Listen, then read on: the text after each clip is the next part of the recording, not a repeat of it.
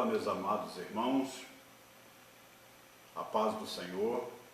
Estamos aqui para mais uma lição da Escola Bíblica Dominical do segundo trimestre de 2016. Desta vez estaremos estudando a lição de número 5, no dia 1º de maio de 2016, com o título A Maravilhosa Graça. O nosso texto áureo diz o seguinte: porque o pecado não terá domínio sobre vós, pois vós não estáis debaixo da lei, mas debaixo da graça. Romanos capítulo 6, verso 14.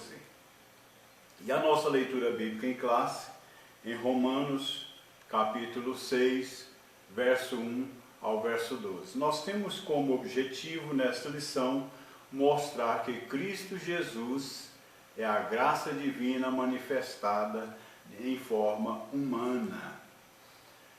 Dando continuidade, então, ao estudo da Epístola aos Romanos, nós vamos analisar nessa lição o capítulo de número 6. No capítulo 5, Paulo trata da nossa justificação pela fé. Essa fé no sacrifício vicário de Jesus Cristo. No capítulo 6, ele vai abordar a respeito da nova vida em Cristo, ou seja, a nossa maneira de viver, a nossa maneira de agir. O apóstolo mostra que o nosso velho homem já foi crucificado com Cristo e não somos mais escravos do pecado, pois esse foi destruído na cruz. Pela fé, morremos para o pecado e, como novas criaturas, precisamos viver para Deus.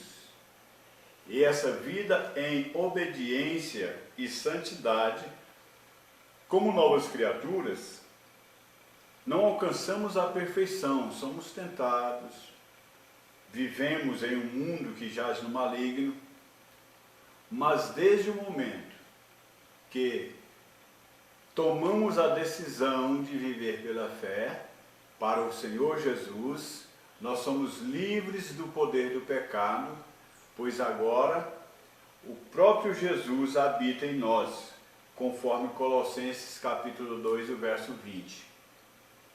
Então, como vimos, o capítulo 5 da Epístola aos Romanos mostra o triunfo da graça sobre o pecado. A graça de Deus, onde o pecado abundou, superabundou a graça. Então a graça, ela está triunfando sobre o pecado. Então Paulo já havia falado a respeito da justificação, mas o que significa isso na prática? Quais são as implicações em nossas vidas? Então Paulo ele não procurou filosofar a respeito da origem do pecado e suas consequências. Ele buscou mostrar de forma clara como Deus resolveu a questão, trazendo a graça de Deus para nos justificar, abolindo o domínio do pecado e fazendo-nos viver livres em Cristo. Primeiramente, nós vamos tratar nessa lição, conforme o comentarista, o pastor José Gonçalves, ele traz de primeira mão o assunto os inimigos da graça, o antinomismo. Paulo percebeu que a sua argumentação a respeito da graça poderia causar ou gerar um mal-entendido. Por isso, ele procurou logo esclarecer o seu pensamento a respeito do assunto. Ele, usando o método da diatribe, ele dialoga com um interlocutor imaginário, procurando explicar de forma bem clara o seu argumento. Paulo já havia dito, onde o pecado abundou, superabundou a graça. E esse argumento seria uma afirmação aos estilos dos antinomistas, pois estes acreditavam que podemos viver sem regras morais e sem princípios. Então Paulo não aceita e não confirma o antinomismo. No antinomismo não há normas. porque erroneamente aceitavam tal pensamento, acreditavam que quanto mais pecarmos, mais receberemos a graça, mais teríamos a graça de Deus. É assim que pensavam os antinomistas. Em outras palavras, a graça não impõe limite algum. Antevendo a esse entendimento equivocado, né, o apóstolo pergunta: que diremos, pois? Permaneceremos no pecado para que a graça seja mais abundante? Romanos capítulo 6, verso 1. A resposta de Paulo é: não. A graça não deve servir de desculpa para o pecado. Infelizmente, muitas pessoas têm achado espaço até hoje, né, nessa questão antinomista, né, ganhando força em nossa sociedade, achando que pela graça de Deus, o homem não tem responsabilidades de cumprir os mandamentos, né? Então, passando a ser socialmente aceito, até mesmo dentro das igrejas evangélicas. Esta é uma doutrina venenosa, é um perigo que erroneamente faz com que a graça de Deus pareça validar todo tipo de comportamento contrário à palavra de Deus. E não é por aí. É assim que nós devemos observar, né, que esse pensamento ou essa ideologia antinomista hoje continua nas igrejas com uma roupagem espiritual, mas continua exercendo dentro da igreja esse relativismo, né? Porque as pessoas começam a usar a expressão não tem nada a ver, não tem problema, isso não faz mal algum, e por aí se vai. Outra questão é a questão do legalismo. Em Romanos capítulo 6, no verso 15, o apóstolo tem em mente o judeu legalista. Quando pergunta, pois que pecaremos? De modo nenhum. Então o apóstolo Paulo, ele mostra aqui que nós não podemos pecar simplesmente porque não estamos debaixo da lei, porque estamos debaixo da graça. Muita gente continua com esse legalismo hoje dentro da igreja.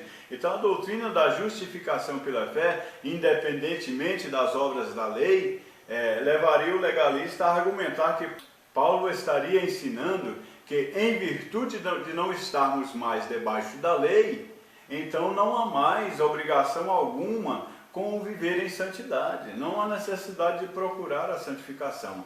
Nesse caso, não haveria mais nenhuma barreira, somente a lei de Moisés era um instrumento adequado para agradar a Deus. Isso justifica as dezenas e às vezes ou centenas de preceitos que o judaísmo associou ao decálogo. Os legalistas criaram como desdobramento da lei 613 preceitos. A teologia de Paulo irá ensinar que mesmo não estando mais debaixo da lei, o cristão não ficou sem parâmetros. Ainda existem preceitos espirituais, regras a serem obedecidas. Pelo contrário do que muitos pensam, agora nós temos a vida em Jesus e dentro de nós mesmos. Então nós estamos com Cristo em nós, somos capacitados a agradar a Deus, mesmo sem se submeter à letra da lei. Então é preciso compreender e comparar dois aspectos da salvação, que são o aspecto legal e o aspecto ético-moral. No aspecto legal está a justificação, que trata da quitação da pena do pecado. Significa que a exigência da lei foi cumprida. Porém, no aspecto moral está a santificação, que trata da vivência cotidiana após a justificação, ou seja, a nossa caminhada, o nosso viver dia a dia com o Senhor. Então nós precisamos compreender essas questões que são muito importantes para o nosso viver diário. Outra questão abordada nesta lição é a questão da vitória da graça. A graça destrói o domínio do pecado. Para Paulo, o pecado era como um tirano impiedoso que não poupava os seus súditos. Ele reinou desde que entrou no mundo e seu domínio parecia não ser ameaçado. O pecado dominou os que não estavam debaixo da lei e dominou também os que estavam sob a égide da lei. Não havia escapatória por causa do velho homem, uma expressão que para Paulo é sinônimo de natureza caída e pecaminosa. Esse iníquo tirano conseguia reinar. Como se libertar então desse tirano? Paulo mostra que a solução de Deus foi aquilo que lhe servia de base, de sustentação, o corpo do pecado. Sabendo isso, que o nosso velho homem foi com ele crucificado, para que o corpo do pecado seja desfeito, a fim de que não sirvamos mais ao pecado. Romanos capítulo 6, o verso 6. O corpo do pecado significa mais do que simplesmente o corpo físico, mas o corpo como algo que instrumentaliza o pecado e que precisava ser destruído. Então esse corpo, ele dava instrumentalização ao pecado, à prática do pecado. Então a palavra grega de Romanos 6,6, traduzida como destruído, possui o sentido de destronado ou tornado inoperante. Foi, portanto, através da cruz de Cristo, que esse tirano foi destronado e teve o seu domínio desfeito. A graça de Deus triunfou sobre o pecado. Glória a Deus! Outra questão importante é que a graça destrói o reinado da morte, porque o salário do pecado é a morte, mas o dom gratuito de Deus é a vida eterna por Cristo Jesus, nosso Senhor. Romanos 6,23. Não há lugar nesse mundo onde não se sinta as consequências do pecado. Há uma universalidade dessa questão do pecado. O mundo inteiro, toda a humanidade recebeu esse impacto de consequências do pecado. Outro ponto importante é a questão, a graça e os efeitos do pecado. Os efeitos do pecado podem ser vistos por toda parte. Podemos ver nas catástrofes naturais, nas guerras, nos homicídios, nos estupros, nos abortos e em toda sorte de crimes cometidos pelo homem em razão da sua natureza pecaminosa, da sua maldade que existe em si mesmo. O pecado traz a marca da morte, tanto a morte física quanto a morte espiritual. O afastamento de Deus são consequências do pecado. Nada podia destruir esse domínio tenebroso do pecado e fazer parar os seus efeitos. Todavia, Paulo mostra que a graça de Deus invadiu o domínio do pecado e destruiu o seu principal trunfo, o poder da morte. A graça de Deus, presente na ressurreição do Senhor Jesus, destruiu o poder da morte física e também espiritual. Nessa mesma graça, quando Deus nos reconcilia consigo, destrói o poder da morte espiritual. E essa é a nossa grande vitória, essa é a nossa grande vantagem em termos recebido a graça de Deus. O terceiro ponto importante é os frutos da graça. A graça liberta. A graça é libertadora, conforme Romanos 6,14, e produz frutos para a nossa santificação. Mas agora, libertos do pecado e feitos servos de Deus, tende o vosso fruto para a santificação e por fim a vida eterna. Romanos capítulo 6, verso 22. Somente a graça de Deus seria capaz de desfazer o domínio do pecado. Nenhum sacrifício do homem ou esforço do homem poderia abolir ou desfazer ou quebrar essa cadeia do pecado que dominava o homem. A Bíblia afirma que quem comete pecado é escravo do pecado, conforme João 8, verso 34. E mais, o escravo não possui domínio sobre o seu arbítrio, ele não pode decidir, ele não pode resolver a sua questão de ir ouvir, né? Essa situação mudou, então, quando a graça de Deus revelada na pessoa de Jesus entrou na história e desfez o domínio do pecado. Paulo afirmou que o pecado não terá domínio sobre vós. Somos livres em Jesus e essa liberdade é uma realidade na vida do crente. Estai, pois, firmes na liberdade, com que Cristo nos libertou, e não torneis a meter-vos debaixo do jugo da servidão. Gálatas 5, verso 1. Então nós temos que nos manter libertos, nos manter livres para a glória de Deus. Segundo ponto importante nesse tópico é as exigências da graça. A graça liberta, mas ao mesmo tempo tem suas exigências. Isso fica claro pelo uso dos termos considerar, que no original logizomai significa reconhecer, tomar consciência. Assim também vos considerai-vos como mortos para o pecado, mas vivos para Deus em Cristo Jesus, nosso Senhor.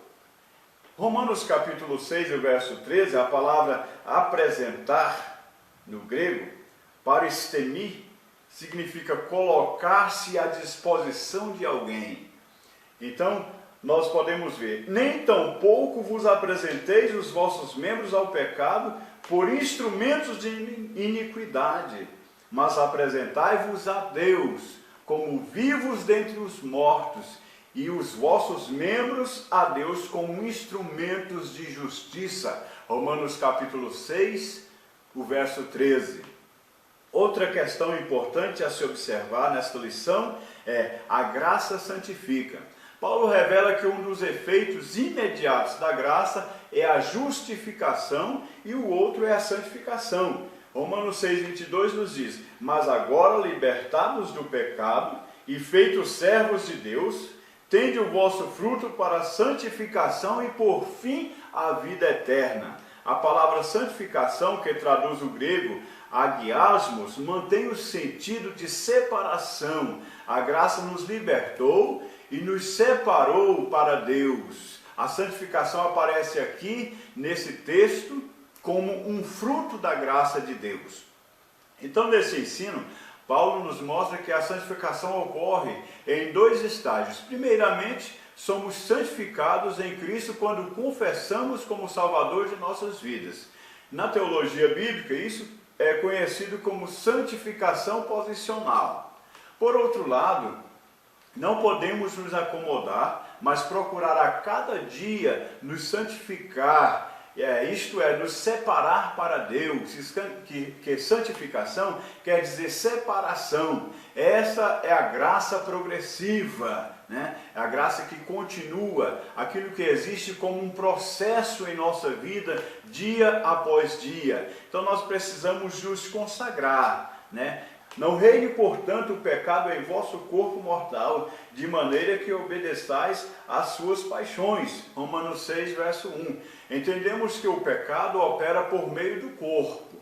Da mesma forma que o corpo pode ser consagrado a Deus, também pode ser consagrado para um pecado, consagrado para o mal. É claro que o corpo por si mesmo não pode fazer nada, pois é controlado, né, pela mente, pelo homem interior.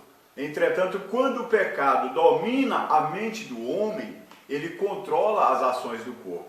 Então nós precisamos ter a nossa mente renovada. Por isso a palavra de Deus nos diz: renovar a nossa mente, ou ter a mente de Cristo, para assim termos exteriorização de coisas boas e coisas novas em nossas vidas.